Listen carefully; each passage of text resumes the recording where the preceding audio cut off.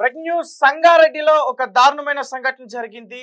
ఒక వ్యక్తి తన ఇద్దరు బిడ్డలతో పాటు తన ఉరి వేసుకొని చనిపోయాడు. దీనికి కారణం వాళ్ళ భార్య అంటూ కూడా చెప్తా ఉన్నారు అక్కడ స్థానికులు. ఎందుకంటే ఆ వ్యక్తి ఒక సూసైడ్ నోట్ కూడా రాశాడు. 10 లేఖల పేజీలో తన భార్య ఏమేమైతే ఘటనలకు పాల్పడిందో వాటన్నిటిని కూడా వివరించే ప్రయత్నం చేశాడు. అయితే ఇది చాలా విషాదకరమైన సంఘటన. ఎందుకంటే ఆ వ్యక్తి తన ఇద్దరు బిడ్డలను కూడా ఒకరికి 14 సంవత్సరాలు ఒకరికి 11 సంవత్సరాలు మరొకరికి 9 సంవత్సరాలు వాళ్ళిద్దరిని కూడా చంపేసి దాని తర్వాత తను ఉరి పెట్టుకుని చనిపోయాడు. తన పేరు సుభాష్. మరి ఎందుకు ఈ రకంగా అతను పాల్పడ్డాడు? ప్రస్తుతం పోలీసులు అయితే ఇన్వెస్టిగేషన్ స్టార్ట్ చేశారు. కేసు అయితే నమోదు చేసుకుని అండ్ వాళ్ళ భార్య ఏం చేసింది అసలు దాని గురించి పూర్తి సమాచారం అందించేందుకు మా ఆదిత్య లైన్లో ఉన్నారు. ఒకసారి ఆయనతో మాట్లాడదాం. ఆదిత్య, చెప్పండి, అసలు ఆ వ్యక్తి చనిపోవడానికి కారణం ఏంటి, అలాగే ఆ పిల్లల్ని కూడా చంపేయడానికి కారణాలు ఏంటి? తేజ, మనం ఇటువంటి సంఘటనలు దాదాపు ఈ మధ్య కాలంలోనే లాస్ట్ ఒక 2-3 months లోనే ఎన్నో జరిగిపోవడం మనం చూస్తున్నాం. ఇటువంటి దారుణమైన సంఘటనలు అంటే భార్య లేకుంటే భర్త వాళ్ళ పిల్లల్ని చంపేసి తర్వాత వీళ్ళు కూడా సూసైడ్ చేసుకోవడం, ఇటువంటివన్నీ కూడా చూస్తున్నాం. మొన్నే మనం ఇక్కడ వాళ్ళ పిల్లల్ని గొంతులని చంపేసింది ప్రియుడు కోసం అని చెప్పేసి కూడా మనం చెప్పుకున్నాం. సో ఆ నేపథ్యంలోనే ఇప్పుడు ఇంకొక దారుణమైన సంఘటన జరిగింది. కొండాపూర్ మండల్ మల్కాపూర్ గ్రామంలో భార్య ప్రవర్తనతో విసిగిపోయిన భర్త ప్రాణాలు తీసుకున్నాడు. అంతేకాకుండా తనతో పాటు తన పిల్లల ప్రాణాలు కూడా తీసేస్తాడు.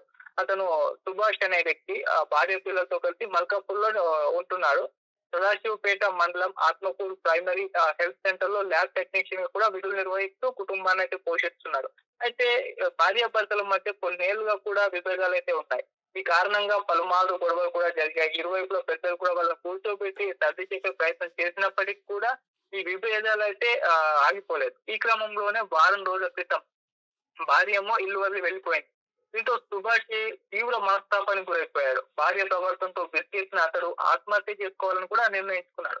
అనుకున్న ప్రకారం ముందు తన ఇద్దరు పిల్లలు, కొడుకు మరియం, కూతురు ఆరాధ్యకు ఉరివేసి హత్య చేశాడు. ఆపై అతడు కూడా ఉరి వేసుకుని బలవన్మన్ సూసైడ్ అయితే చేసుకున్నాడు. అంటే ఘటనా స్థలంలో మృతుడు సుభాష్ రాసిన సూసైడ్ నోట్ కూడా దొరికింది. ఆ భార్య ప్రవర్తన నచ్చకి ఆత్మహత్య చేసుకుంటున్నట్టు కూడా అతను ఆ లెటర్ లో అయితే చనిపోయేంత తప్పు భార్య ఏం చేసింది ఆదిత్య? అదే వాళ్ళ భార్య భర్తల మధ్య గొడవలు ఉన్నాయి, కానీ ఏం గొడవలు అన్నది ఇంకా బయటకు రాలేదు. భార్య మరి భర్తని ఏ రకంగా టార్చర్ చేసిందా, లేకుంటే భర్తే భార్యని టార్చర్ చేశారా, అలా వాళ్ళిద్దరి మధ్య గొడవలు అయితే ఉన్నాయి. ఒకవేళ భర్తే టార్చర్ చేస్తుంటే తనతో పాటు వాళ్ళ బిడ్డల్ని ఎందుకు తను చంపేసుకుంటాడు?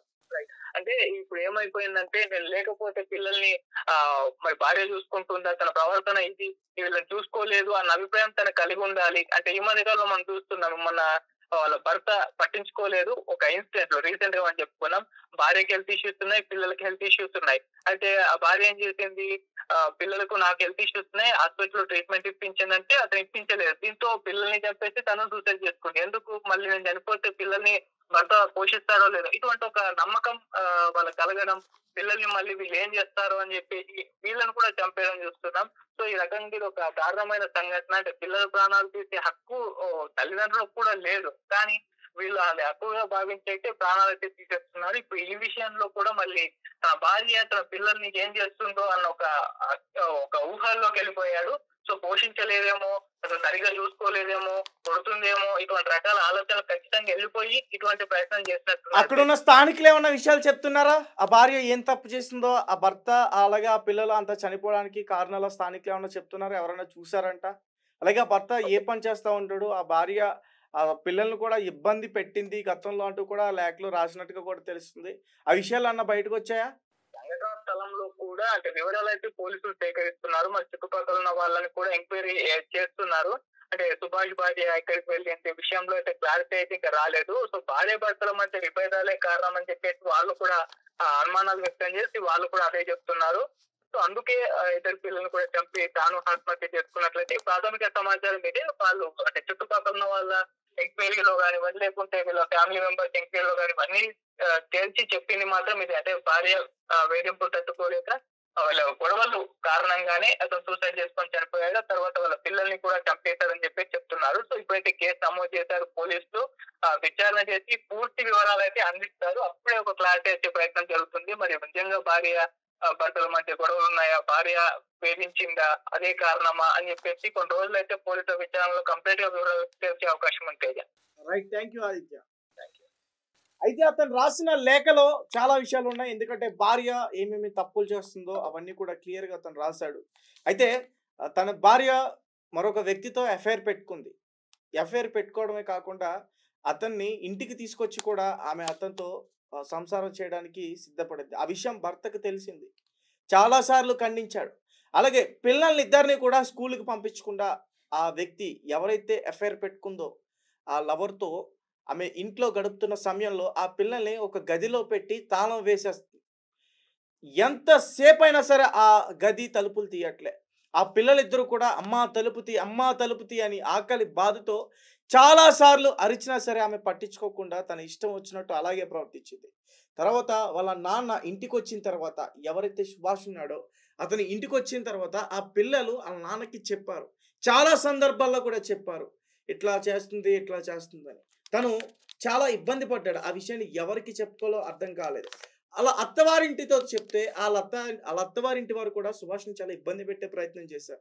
నీ చేతకాని తనం వల్లే తను ఈ రకంగా ప్రవర్తిస్తుందని ఇలాంటి మాటలతో అతన్ని ఇబ్బంది పెట్టారు.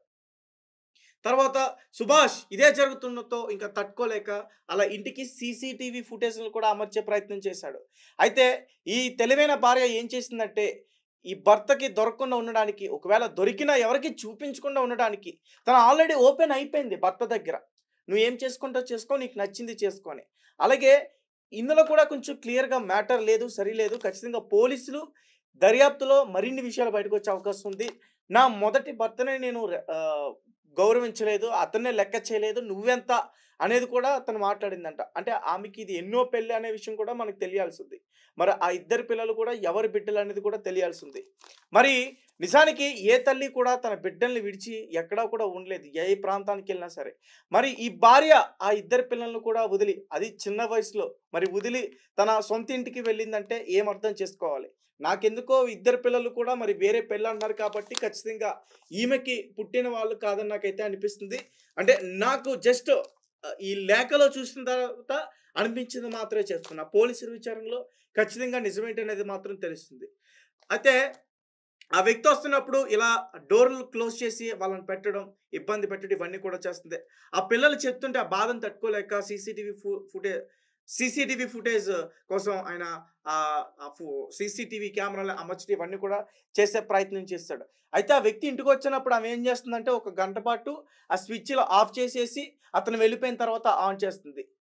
ఇక భర్తకి పూర్తిగా అర్థమైంది. ఒకరోజు గట్టిగా నిలదీసే ప్రయత్నం చేస్తాడు, తనతో గొడవ పెట్టుకున్నాడు.